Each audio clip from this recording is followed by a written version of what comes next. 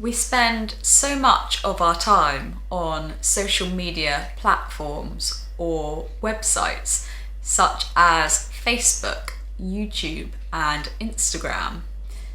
And in 2019, we spent over 2 hours per day on social media. However, as we spend more and more time on these websites, are they really that beneficial to us and our health? Today, we use social media for all kinds of reasons. These include keeping in touch with friends, sharing photos or videos online, or simply filling spare time. There are several benefits to using social media, but there are also negatives too. However, one could argue that social media is just a tool for communication, that it is neither by definition good nor bad. One could argue that it is the way in which we use these tools which causes them to become beneficial or harmful to us. So, here are the advantages and disadvantages of using social media. Let's get started. Social media sites like Facebook especially allow you to keep in touch with other people. So, for example, you can keep in touch with friends you used to go to school with or colleagues you used to work with.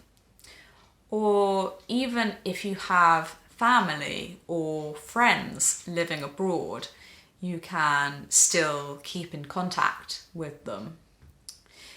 These sites can be really positive as they allow you to connect with other people and maintain friendships and relationships with people that you already know.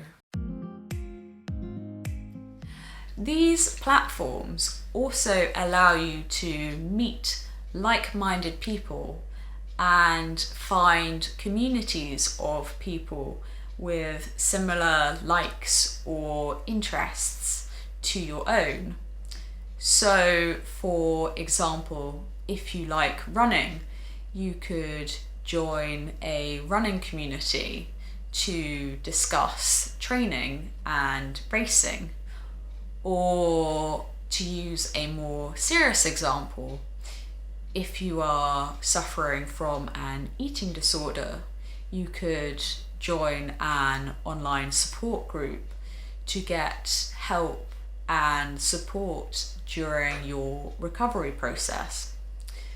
Now, these communities can be hugely positive and supportive to a person's life.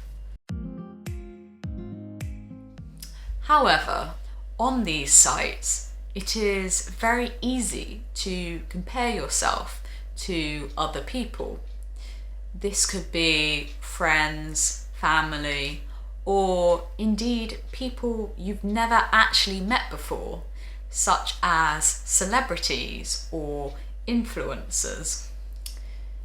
It is very easy to judge yourself and your life against these seemingly perfect pictures that you see.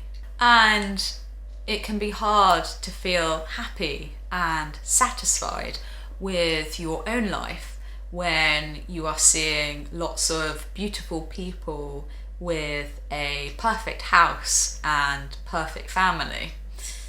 Indeed, it can be especially hard when you are going through a difficult period in your own life, such as losing a job or the death of a relative. Studies have shown that there is a link between how much time is spent on these platforms and both body image concerns and eating disorders. Now, this is perhaps understandable on a very visual platform like Instagram, where one is receiving comments based on one's appearance. Social media can also be a very good tool for spreading a message to millions of people around the world. In the same way, social media can be used for getting support for or publicizing a cause. Now, publicize is an interesting verb. It means to make something widely known. As an example, in February 2018, there was a school shooting that took place in Florida in the United States. And after the shooting, the students used Twitter to publicize protests against gun violence. At least 1.2 million people attended protests across the United States, which really shows how powerful social media can be and how it can be used in a positive way for change. It's no secret that social media can be very distracting. Now, distracting describes something that makes it harder for you to concentrate on something else. I know I'm definitely guilty of planning to go to bed at a certain time, and then it's 3 hours later and I've spent that time watching cat videos on YouTube. These websites can seem to be addictive and can distract you away from what you find important, such as school, your job, or your relationships. These sites can also harm your sleep and make it more difficult for you to get enough sleep. And this in turn makes it harder for you to concentrate the following day at work or at school. Social media can definitely be a tool for good. However, as we've seen, there can be negatives, especially as we spend more and more time using them. How, then, can we tackle these negatives? Well, here are some suggestions. Set a daily limit on the amount of time that you wish to spend on social media. So this could be an hour or 45 minutes. And having a limit should help you to not waste your time on these platforms. Try not to use electronic devices and social media before bed.